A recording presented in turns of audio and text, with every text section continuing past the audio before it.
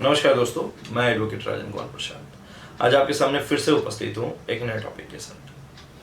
क्या आज का टॉपिक बड़ा ही हास्यपद है और शायद थंबनेल देख के आपको हंसी आ जाए कि क्या कफ सिरप पीना क्राइम है या कफ सिरप रखना क्राइम है या बेचना क्राइम है। क्या इस एवज में आपको जेल हो सकती है। आज इसके बारे में हम चर्चा करेंगे और बताऊंगा मैं, एक जजमेंट आया है इलाहाबाद हाई कोर्ट का, उसके बारे में हम चर्चा करेंगे। स्टार्ट करने से पहले मैं आपसे रिक्वेस्ट करूंगा कि प्लीज़ चैनल पर अगर नए हैं तो चैनल को सब्सक्राइब जरूर करें और बेल आइकन को जरूर दबाएं जिससे कि नोटिफिकेशन आप तक सही समय पर पहुंच सके। इसके अलावा अगर वीडियो अच्छी लगे तो प्लीज़ लाइक ज़रूर करें, शेयर ज़रूर करें जिससे और लोगों तक भी लाभ पहुँच सके। आइए टॉपिक पर चलता हूँ। अभी हाल फिलहाल में इलाहाबाद हाई कोर्ट ने कफ सिरप जिसमें कि साइकोट्रॉपिक पदार्थ मिलता है उसको जब्त करने के लिए या जब्त करने वाले पदाधिकारियों पर एक्शन लेने की बात कही है या उनके खिलाफ मामला दर्ज करने का आदेश पारित किया है। क्या है मसला? इलाहाबाद हाई कोर्ट ने हाल ही में अवैधानिक पदार्थ जब्त करने वाले अधिकारियों के खिलाफ मामला दर्ज करने का आदेश दिया है। इन अधिकारियों ने एक व्यक्ति से तलाशी के दौरान एक कफ सिरप बरामद किया और उसे साइकोट्रोपिक पदार्थ के रूप में उससे जब्त कर लिया। बाद में उस व्यक्ति को जमानत दे दी गई, यानी केस बना दिया गया, उस व्यक्ति पर जमानत दे दी गई और छोड़ दिया गया। अब इसी पर न्यायमूर्ति पंकज भाटिया की खंडपीठ ने मामले में दर्ज एफआईआर के साथ साथ मेडिकल रिपोर्ट देखते हुए कहा है कि अधिकारी द्वारा की गई तलाशी और जब्ती शक्तियों का स्पष्ट दुरुपयोग था। यानी अगर एक व्यक्ति खांसी है जिसको, अगर वो कफ सिरप लेके जा रहा है, उस व्यक्ति ने सोचा होगा क्या कि मैं कफ सिरप खरीद के लेके जा रहा हूं तो मेरी तलाशी होगी और कफ सिरप मिल जाएगा तो मुझे अरेस्ट कर लेंगे, और बाद में जमानत दे दिया, केस तो बन ही गया।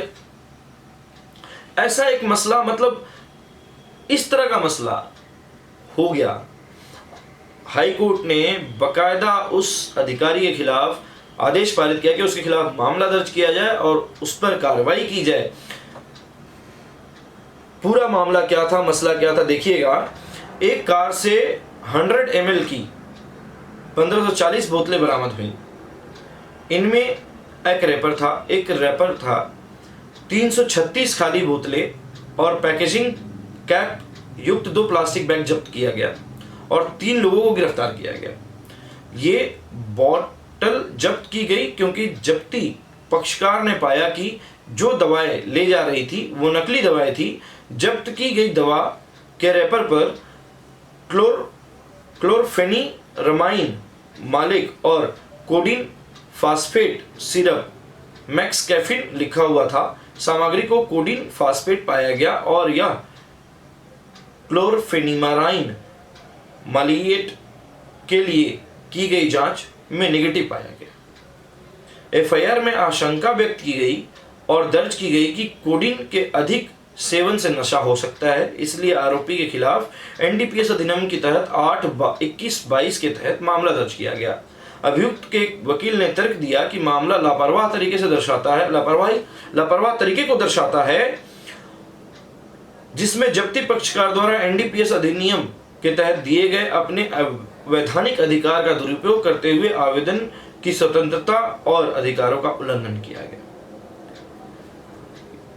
अब न्यायालय ने टिप्पणी की, यह देखते हुए कि जब्ती शक्तियों का स्पष्ट दुरुपयोग है, अदालत ने शुरुआत में एनडीपीएस अधिनियम की धारा 58 की विशिष्ट प्रतिबद्ध को इस तथ्य के साथ युग्मित किया कि एनडीपीएस अधिनियम एक कठोर कानून है, यह बहुत कड़े दंडात्मक परिणामों को प्रदान करता है, इसकी सख्त व्याख्या की जानी चाहिए। अदालत ने एनडीपीएस अधिनियम की धारा 2 ब्रैकेट में रोमन अक्षर में 14 सब क्लॉज 14 और धारा 223 का उल्लेख किया और पाया कि जब्त किया गया उत्पाद अधिनियम के निर्दिष्ट किसी भी चीज के अंतर्गत नहीं आता है।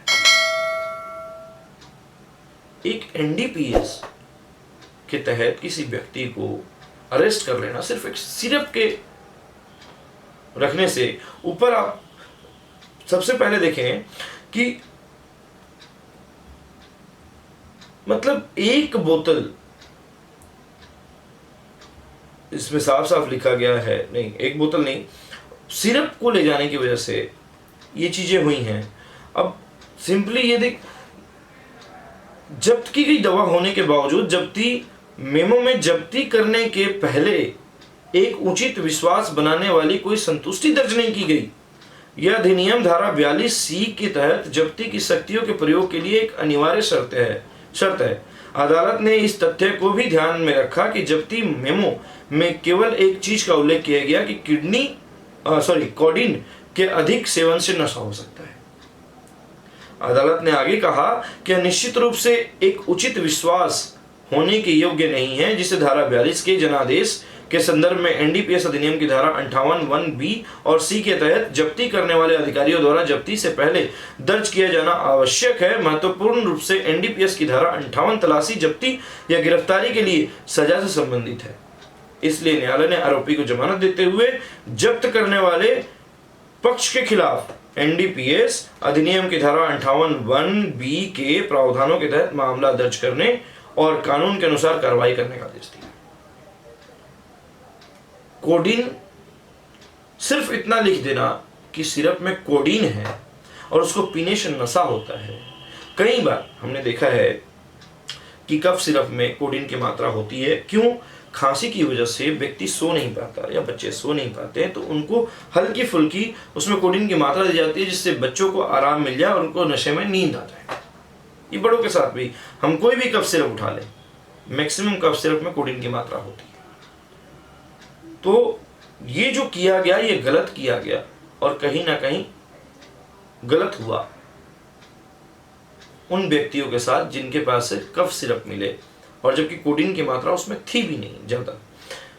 ये केस का शीर्षक जो है अजय वाजपेयी बनाम उत्तर प्रदेश राज्य है, यानी Ajay Vajpayee versus Uttar Pradesh, state of Uttar Pradesh है। इस जजमेंट को आप पढ़ सकते हैं, समझ सकते हैं। सिरप पीना कहीं से भी गैर कानूनी नहीं है। अगर कोई भी व्यक्ति सिरप ले जाते हुए आपको पकड़ता है तो आप इस जजमेंट का हवाला दे सकते हैं। तो फाइनली ये हुआ कि सिरप पीना, कोई भी कफ सिरप पीना या कफ सिरप खरीदना या ले जाना कहीं से भी कानूनी रूप से इस पर प्रतिबंध नहीं है, या ये पूरा लीगल है। हाँ, शर्त ये है कि ज्यादा मात्रा में ना हो। आप अपने यूज के लिए 2-4 बोतल या 2-4 सिरप के जो बोतलें आती हैं 100 ml, 200 ml या 150 ml की, वो रख सकते हैं। उम्मीद है कि ये वीडियो समझ में आ गई होगी आपको और इस जजमेंट से आपको फायदा मिलेगा। इसी के साथ बहुत बहुत धन्यवाद। नमस्कार।